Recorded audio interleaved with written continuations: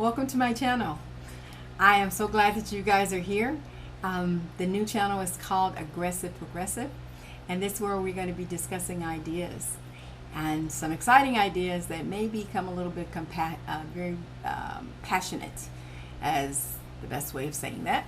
So I want to talk a little bit about the channel, and it's going to be a dynamic platform where diverse social, political, and religious perspectives kind of intersect. I'm your enthusiastic guide. My name is Laura F1, and we're going to have a journey of exploration and dialogue. Aggressive Progressive is going to celebrate the richness of different opinions and the power of meaningful conversation. This community is where individuals can come together about current events, political discourse, religious exploration into various, we can even be looking at videos to discuss broader understanding. I hope that you subscribe to Aggressive Progressive. You'll not only be able to stay informed of our latest contents, but you'll also become a valued member.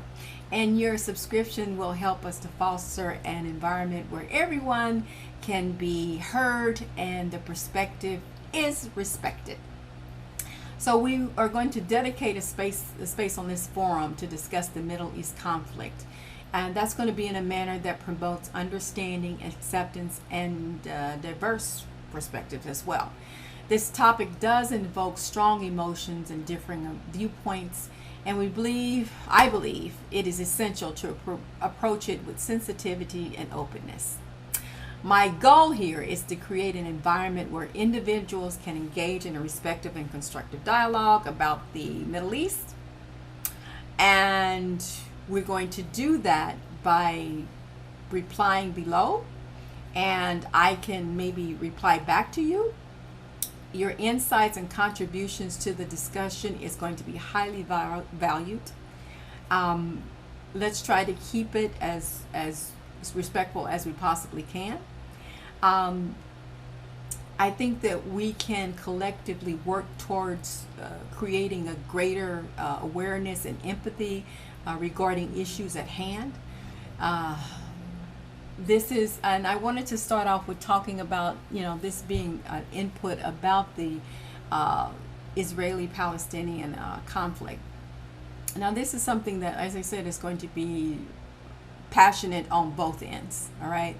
But as an aggressive progressive, I would like you to see my perspective as to where I'm coming from and how I came to some of the decisions that I have came to regarding the conflict.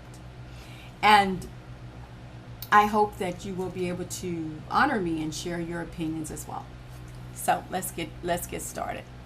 I think that the Israeli-Palestinian, I think that the Israelis should share the lands with their cousins. Palestinians have been tied to Israel for thousands of years. They even share cultural components. To tell them to live in another Arab country is equivalent to telling an African American to go back to Africa. The many prophets and bloodlines are tied with Arabs, black Ethiopian Jews, and Israeli Jews. The offspring of the prophets who slept with Arabs, Ethiopians, black Jews, the bloodline is there. The land ties is there.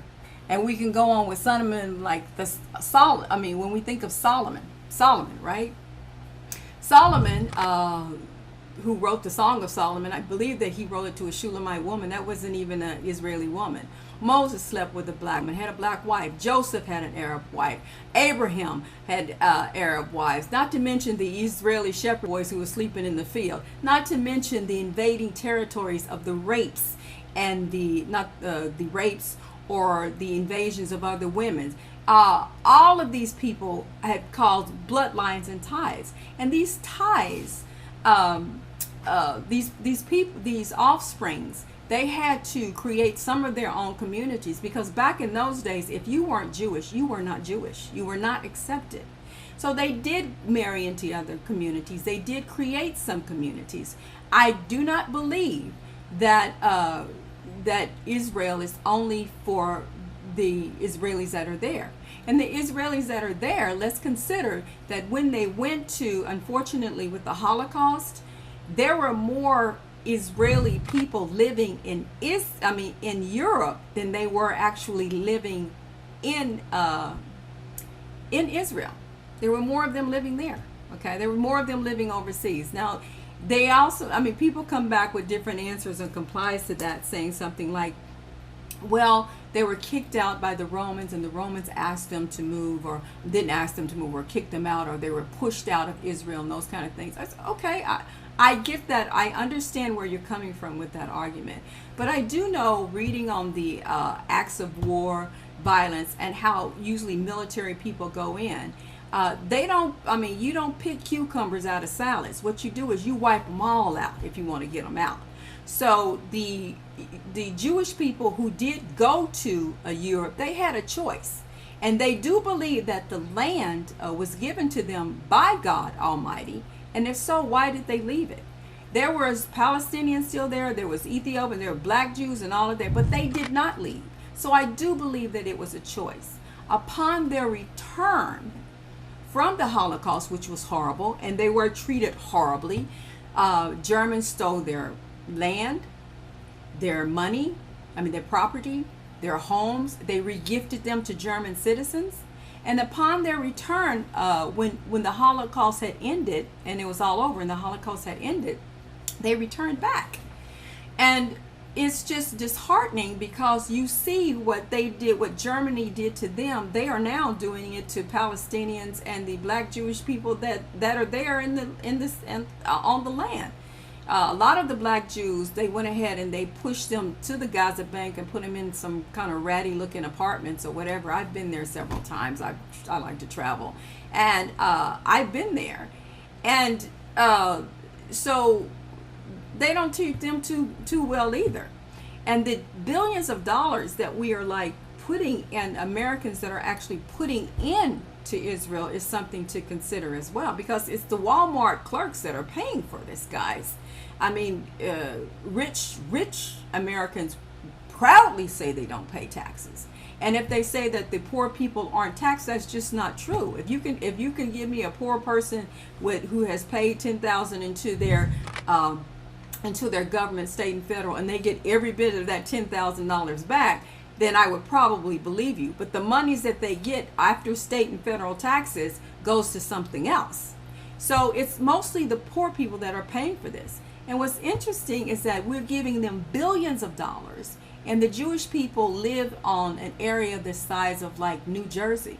So basically we created a little Dubai for them. They're getting money hand over fist, right? And then they have this apartheid country that they also are implementing. So I think the best thing to do, and you just feel so overwhelmed from all of this, because every time I look on the television, I see somebody crying from Israel saying, this person killed my mother, this person killed my brother, which is horrible. Then I'll turn on the news again and I'll see a Palestinian person saying, this person killed my mother, this person did this to my brother, and it's horrible. So it's enough, okay? There's nothing going to be resolved until the land is shared. There's nothing, unless you're going for genocide.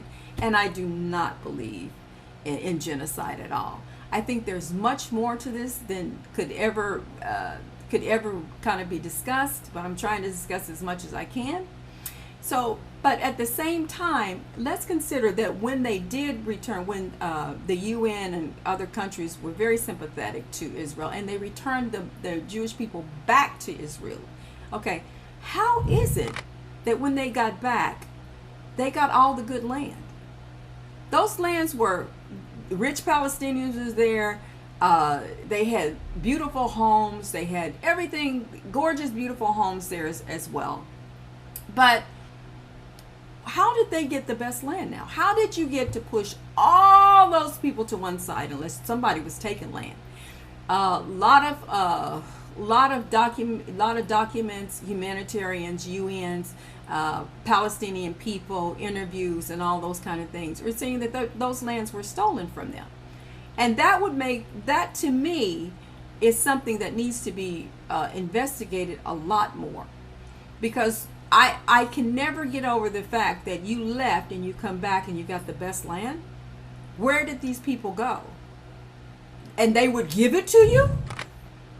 They would knowingly give you this land that their fathers, and I'm sure there were rich, beautiful homes, and a lot of them had been gifted, or they were the land was also gifted to people for kibbutzes and growing kibbutzes and community. And then again, also what the Jewish people had done too, when they had returned, they put out a worldwide recruitment. Anybody that wanted to come to Israel could come and be a part of this new Jerusalem state. Well, many of them. I'm not going to say anyone or anybody, but many of them, that was open for them. So when they came, didn't they have to promise them some land? Didn't they have to promise them a house? I would think so.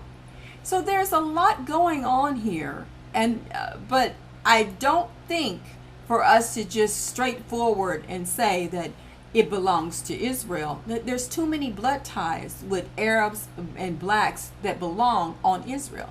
And they did leave, okay? And when they did leave, Israel was not developed, okay? They went to Europe because Europe was a little bit more developed. Upon their return, and they got all these billions of dollars and help. They get $1 billion from Americans. They also get support from other countries. They even have their own armies, okay? So I think they're living better than us.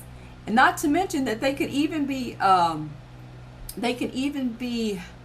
eligible to get 2 retirements if they're Arab if they're if they're American Israeli citizens. They could. All they got to do is seasonal work, in each country, and you get 2 retirements too. It's hand over fist the benefits that they get. There's also a program that if you are Israeli and you can prove it that you got bloodlines or something over there, they will fly you over there so you can see that country. Now, I don't know about you, but I have not been able to go to my ancestral home. Nobody's got tickets to go to Ireland or England or those kind of things. But there is so much benefits into being an American Israeli or Jewish person in Israel that it far outweighs what we have in America. And I question if that is fair. So with that being said, that's kind of where I'm coming from. I would love to hear you guys' input on that, and I certainly want to be educated. And from all my readings, that the UN, the human rights, there's different. You can go on different websites. You can go and look up Israeli laws. And my understanding that a Palestinian cannot become an Israeli citizen. So whatever money that you give into, that we think that we're helping by giving to Jewish people, they don't have to give a dime to Palestinians. And a lot of them are very, very, very poor, hard-working people. And they have this claim that you have to denounce Hamas. You telling people to denounce something that they don't even know about. That's like you telling me to denounce all of the, or a white American to denounce all of the KKK. Do you know all of the KKK? Do you know who's on the office? Who would you know? How would you, something that's totally ridiculous. How is that even possible?